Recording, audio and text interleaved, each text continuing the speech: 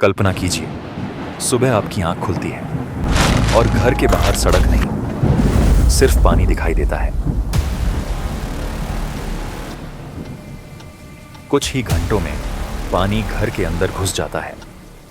बच्चों की किताबें बह जाती हैं, रसोई का राशन खत्म होने लगता है, बिजली चली जाती है और एक परिवार का पूरा जीवन कुछ ही पलों में बदल जाता है।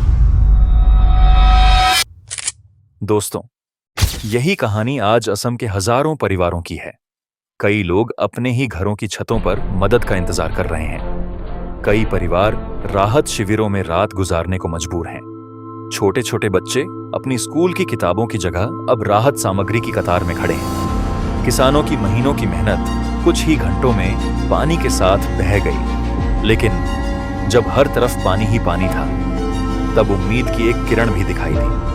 किसी ने अपनी छोटी नाव पड़ोसियों को बचाने के लिए दे दी। किसी ने अपना घर राहत शिविर बना दिया। युवा, स्थानीय संगठन और स्वयंसेवक दिन रात खाना, पीने का पानी और दवाइयां पहुंचाने में जुट गए। कई लोग अपने परिवार की चिंता छोड़कर अनजान लोगों की जान बचाने निकल पड़े। यही भारत की असली ताकत है।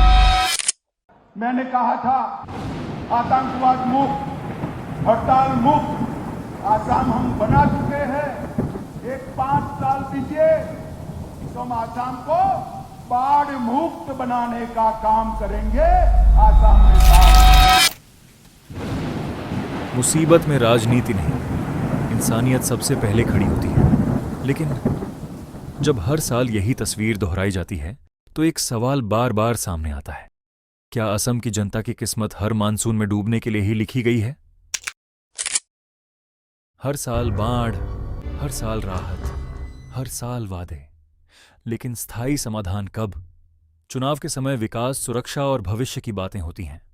फिर हर बारिश के बाद वही दर्द, वही आंसू और वही संघर्ष क्यों दिखाई देता है?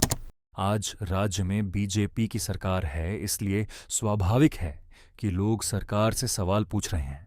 विपक्ष सरकार की तैयारियों और बाढ़ प्रबंधन पर सवाल उठा रहा है। सरकार का कहना है कि राहत और बचाव कार्य लगातार जारी है और लंबे समय के समाधान पर भी काम हो रहा है।